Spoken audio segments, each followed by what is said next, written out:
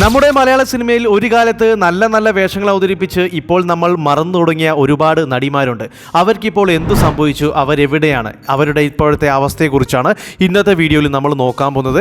അപ്പോൾ ഒട്ടും വൈകാതെ നേരെ നമുക്ക് ടോപ്പിക്കിലേക്ക് കടക്കാം. അതിലൊന്നാമത്തേത് നടി ഉണ്ണിമേരിയാണ്. അന്നത്തെ കാലത്തെ ശാരീര സൗന്ദര്യത്തിന്റെ പ്രതീകമായിരുന്ന ഉണ്ണിമേരിയെ കുറച്ച് മുൻപത്തെ തലമുറയിലെ യുവാക്കൾ ആരാധനയോടെയായിരുന്നു കണ്ടിരുന്നത്. 1971 പുറത്തിറങ്ങിയ നവവധു എന്ന ചിത്രത്തിലൂടെ ബാലതാരമായിട്ടാണ് ഇവർ സിനിമയിലേക്ക് വരുന്നത്. പിന്നീട് ഹിന്ദി ഉൾപ്പെടെ 5 ഭാഷകളിലായി 300-ലേറെ സിനിമകളിൽ ഇവർ അഭിനയിച്ചു. കുറച്ച് ദിവസം കൂടി അവധി തരൂ, ഞാൻ എങ്ങനെയെങ്കിലും ആ പണവും പലിശയും തിരികെ തരാം. കരിയറിന്റെ തുടക്കത്തിൽ തന്നെ സൗത്ത് ഇന്ത്യയിൽ മാത്രമല്ല ഇന്ത്യ ഒട്ടാകെയുള്ള സൂപ്പർ സ്റ്റാറുകളോടൊപ്പം അഭിനയിക്കാൻ ഇവർക്ക് അവസരം ലഭിച്ചു. 1977 എന്ന ഒറ്റ വർഷം മാത്രം 16 സിനിമകളിലാണ് ഇവർ അഭിനയിച്ചത്. ഇന്ത്യൻ സിനിമയിലെ തന്നെ ആദ്യ സൂപ്പർ സ്റ്റാറായ രാജേഷ് ഖന്നയോടൊപ്പം അഭിനയിക്കാനും ഉണ്ണിമേരിക്ക് അവസരം ലഭിച്ചിരുന്നു. പിന്നീട് ഒരു കാലത്തിന് ശേഷം ഇവർ കംപ്ലീറ്റ് ഗ്ലാമറസ് റോളുകളിലേക്ക് മാറുകയായിരുന്നു. പണത്തിലും പ്രശസ്തിയിലും ഒരുപാട് താല്പര്യമുള്ള ഉണ്ണിമേരി കയ്യിൽ കിട്ടിയ റോളുകളെല്ലാം ചെറുതോ വലുതോ എന്ന് നോക്കാതെ ചെയ്തു കൂട്ടി. പിന്നീട് ഉണ്ണിമേരിക്ക് കഥയിൽ അധികം പ്രാധാന്യമില്ലാത്ത ചെറിയ ഗ്ലാമറസ് വേഷങ്ങളിൽ മാത്രമായിരുന്നു അവസരം ലഭിച്ചിരുന്നത്. എന്നാൽ ജീവിതത്തിൽ ഒരുപാട് മോശം അനുഭവങ്ങൾ നേരിട്ട ഉണ്ണിമേരി 1992 എന്നോട് ഇഷ്ടം കൂടാമോ എന്ന സിനിമയുടെ ലൊക്കേഷനിൽ വെച്ച് ജീവിതം അവസാനിപ്പിക്കാൻ ശ്രമിച്ചിരുന്നു. ആ സംഭവത്തോടു കൂടി ഉണ്ണിമേരി സിനിമാ ഫീൽഡിൽ നിന്നും പൂർണ്ണമായും മാറി നിന്നു. പിന്നീട് കുറച്ചുകാലം രാഷ്ട്രീയത്തിലും സുവിശേഷ പ്രവർത്തനങ്ങളിലൊക്കെ ഉണ്ണിമേരി സജീവമായിരുന്നു. ഇപ്പോൾ സിനിമാ മേഖലയിൽ നിന്നൊക്കെ പൂർണ്ണമായും മാറി നിന്ന് കൊച്ചിയിൽ കുടുംബജീവിതം നയിച്ചു വരികയാണ് നമ്മുടെ താരം ഇപ്പോൾ സോഷ്യൽ മീഡിയയിൽ ആക്റ്റീവ് അല്ല. അതുകൊണ്ട് തന്നെ ഇന്റർവ്യൂകളിലോ മറ്റു TV പ്രോഗ്രാമുകളിലോ ഇപ്പോൾ പങ്കെടുക്കാറുമില്ല. ദീപ എന്നാണ് ഉണ്ണിമേരിയുടെ യഥാർത്ഥ പേര്. ഇവർക്കിപ്പോൾ 63 വയസ്സ് പ്രായമുണ്ട്. അടുത്തത് നടി സൂര്യ. 1980 കാലഘട്ടം മുതൽ 2000 വരെ സിനിമാ മേഖലയിൽ സജീവമായിരുന്ന നടിയായിരുന്നു ഇവർ. 1981 ഭരതന്റെ സംവിധാനത്തിൽ പുറത്തിറങ്ങിയ പറങ്കിമല എന്ന ചിത്രത്തിൽ തങ്കം എന്ന നായിക കഥാപാത്രത്തെ അവതരിപ്പിച്ചുകൊണ്ടാണ് ഇവർ സിനിമാ മേഖലയിലേക്ക് വരുന്നത്. തന്റെ 24 വർഷത്തെ സിനിമാ കരിയറിൽ മലയാളത്തിലും തമിഴിലുമായി 60-ലേറെ സിനിമകളിൽ നായികയായും സഹതാരമായും വില്ലത്തിയായും സൈഡ് റോളുകളിലും ഇവർ അഭിനയിച്ചിട്ടുണ്ട്. പിന്നെ ടൗണിൽ പോകുമ്പോഴേ എനിക്കൊരു സാധനം മേടിച്ചു തരുമോ? നാളെ ഞാൻ അപ്പന്റെ കയ്യിൽ നിന്ന് പൈസ മേടിച്ചു തരും. സിനിമയിലെ ചെറിയ വേഷമാണെങ്കിൽ പോലും വളരെ മനോഹരമായി അവതരിപ്പിക്കാൻ കഴിവുള്ള നടിയായിരുന്നു ഇവർ. ആദാമിന്റെ വാരിയല്ല്, അരപ്പട്ട കെട്ടിയ ഗ്രാമത്തിൽ എന്നീ സിനിമകൾ സൂര്യയുടെ മികച്ച പെർഫോമൻസുകൾക്ക് ചില ഉദാഹരണങ്ങളാണ്. 2005 പുറത്തിറങ്ങിയ മേഡ് ഇൻ USA എന്ന ചിത്രമാണ് സൂര്യയുടേതായി മലയാളത്തിൽ അവസാനമായി പുറത്തിറങ്ങിയ സിനിമ. എന്നാൽ പിന്നീട് വർഷങ്ങളോളം സൂര്യയെക്കുറിച്ച് യാതൊരു വിവരവുമില്ലായിരുന്നു. സോഷ്യൽ മീഡിയയിലോ മറ്റു പബ്ലിക് പ്ലാറ്റ്ഫോമുകളിലോ താരം ആക്റ്റീവുമല്ല. 2005 സിനിമാ മേഖലയിൽ നിന്നും പൂർണ്ണമായും മാറി നിൽക്കുന്ന നടി സൂര്യ ഇപ്പോൾ തെലങ്കാനയിൽ സെറ്റിൽഡാണ്. തൻ്റെ ഭർത്താവിൻ്റെ വലിയ ബിസിനസ് നോക്കി നടത്തുന്നതിനോടൊപ്പം കുടുംബജീവിതവും ആസ്വദിച്ചു വരികയാണ് ഇവർ. അടുത്തത് നടി ആതിര. വിനയന്റെ സംവിധാനത്തിൽ 2000 പുറത്തിറങ്ങി മമ്മൂട്ടി നായകനെത്തിയ ദാദാ സാഹിബ് എന്ന ചിത്രത്തിലെ ആതിര എന്ന കഥാപാത്രത്തിലൂടെയാണ് ഇവർ സിനിമയിലേക്ക് എത്തുന്നത്. ഈ ഒരൊറ്റ സിനിമ കൊണ്ട് തന്നെ മലയാളത്തിൽ ശ്രദ്ധിക്കപ്പെടുന്ന താരമായി ഇവർ മാറി. ദാദാ സാഹിബ് എന്ന സിനിമയിലെ കഥാപാത്രത്തിലൂടെയാണ് ഇവരെ നമ്മൾ ഇപ്പോഴും ഓർത്തിരിക്കുന്നത്. കുഞ്ഞുനാളിലെ അച്ഛൻ പറഞ്ഞു തന്നിട്ടുണ്ട്, നമ്മൾ പാവങ്ങളും വലിയ സ്വപ്നങ്ങളൊന്നും കാണരുതെന്ന്. പിന്നീട് ഭർത്താവ് ഉദ്യോഗം, www.anukudumbam.com തുടങ്ങി 6ഓളം സിനിമകളിൽ മാത്രമാണ് ഇവർ അഭിനയിച്ചത്. കരിയറിൽ മികച്ച തുടക്കം ലഭിച്ചിട്ടും പിന്നീട് അധികമൊന്നും അവസരങ്ങൾ ഇവർക്ക് ലഭിച്ചില്ല. സിനിമയുടെ തുടരെയുള്ള പരാജയങ്ങളും സിനിമയിൽ നിന്നും നേരിട്ട ചില മോശം അനുഭവങ്ങളും കാരണം സിനിമാ മേഖലയിൽ നിന്നും പൂർണ്ണമായി മാറി നിൽക്കുകയാണ് ഇവർ. സിനിമയിൽ നിന്ന് നേരിട്ട മോശം അനുഭവങ്ങളെക്കുറിച്ച് ഇവർ അടുത്ത കാലത്ത് തുറന്നു പറയുകയും ചെയ്തിരുന്നു. സാധാരണ സംസാരത്തിലോ കാണുന്ന രീതിയല്ല ഓരോരുത്തരും നമ്മളോട് ചോദിക്കുന്ന ക്വസ്റ്റ്യൻ. നേരിട്ട് നമ്മളോടും അത് ചോദിക്കാൻ ആർക്കും മടിയില്ല. ഒരു ബ്യൂട്ടീഷ്യൻ കൂടിയായിരുന്ന ആതിര ഇപ്പോൾ സിനിമാ മേഖലയിൽ നിന്നൊക്കെ മാറി നിന്ന് ഭർത്താവിന്റെ കാറ്ററിംഗ് ബിസിനസ് നടത്തി വരികയാണ്. രേണുക മേനോൻ. കമലിന്റെ സംവിധാനത്തിൽ 2002 പുറത്തിറങ്ങിയ നമ്മൾ എന്ന ചിത്രത്തിലെ നായിക കഥാപാത്രത്തിലൂടെയാണ് രേണുക മേനോൻ സിനിമയിലേക്ക് വരുന്നത്. സിദ്ധാർത്ഥ് ഭരതനും ജിഷ്ണുവുമായിരുന്നു ഈ സിനിമയിലെ നായകന്മാർ. ആദ്യ സിനിമ തന്നെ ബോക്സ് ഓഫീസിൽ വലിയ വിജയമാകുകയും രേണുകയുടെ കഥാപാത്രം വളരെയധികം ശ്രദ്ധിക്കപ്പെടുകയും വലിയ പോപ്പുലാരിറ്റി ലഭിക്കുകയും ചെയ്തു.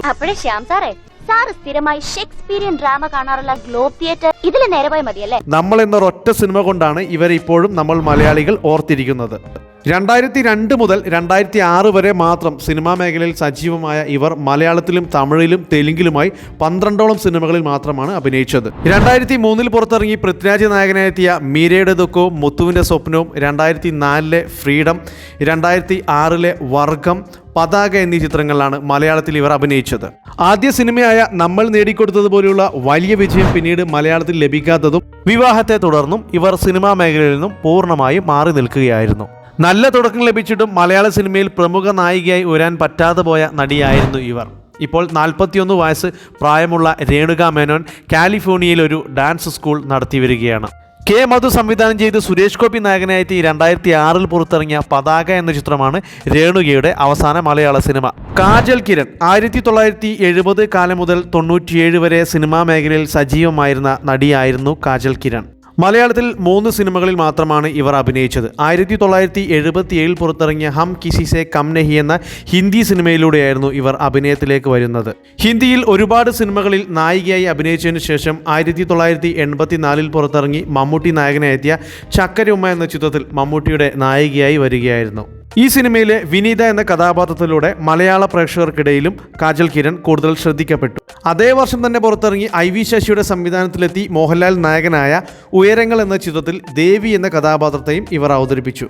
പിന്നീട് 1985 PG വിശ്വംഭരൻ സംവിധാനം ചെയ്ത ഈ ലോകവും ഇവിടെ കുറെ മനുഷ്യരും എന്ന ചിത്രത്തിലൂടെയാണ് മലയാളത്തിലേക്ക് മടങ്ങി വരുന്നത്. ഇക്ക വന്നപ്പോ നല്ല വലിയൊരു മീൻ കൊണ്ടുവന്നു, അതിന്റെ തലയും 2-3 കഷ്ണവും. 3 മലയാള സിനിമയിൽ മാത്രമാണ് അഭിനയിച്ചതെങ്കിലും ആ സിനിമകൾ കൊണ്ട് തന്നെ മലയാള പ്രേക്ഷകർക്കിടയിൽ ഇവർ സ്ഥാനം നേടിയിരുന്നു.